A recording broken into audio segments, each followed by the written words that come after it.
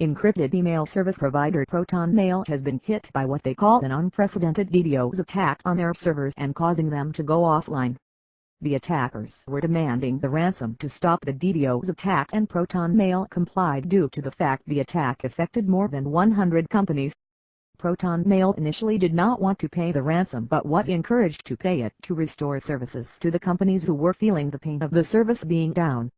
The company also stated that the measures they have had to take to combat the attack has been a burden on finances and are taking donations to help mitigate the costs. Slightly before midnight on November 3, 2015, we received a blackmail email from a group of criminals who have been responsible for a string of DDoS attacks which have happened across Switzerland in the past few weeks. This threat was followed by a DDoS attack which took us offline for approximately 15 minutes. We did not receive the next attack until approximately 11 a.m. the next morning.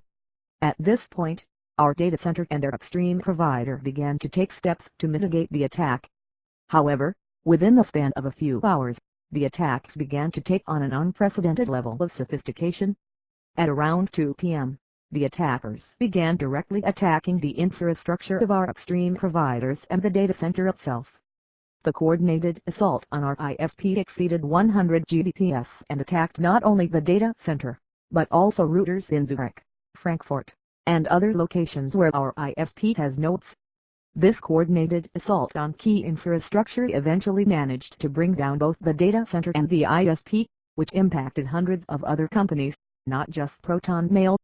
At this point, we were placed under a lot of pressure by third parties to just pay the ransom, which we grudgingly agreed to do at 3:30 p.m. Geneva time to the Bitcoin address 1FXHCZW3C9 Nrson Q9PCP58 DDIA Sun 1T2Y.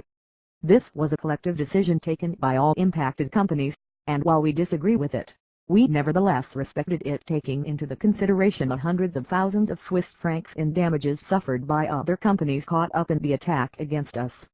We hoped that by paying, we could spare the other companies impacted by the attack against us, but the attacks continued nevertheless.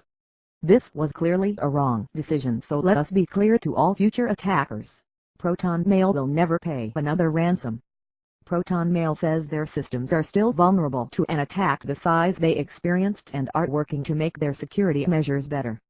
But these measures come at a cost they estimate to be $100,000 a year.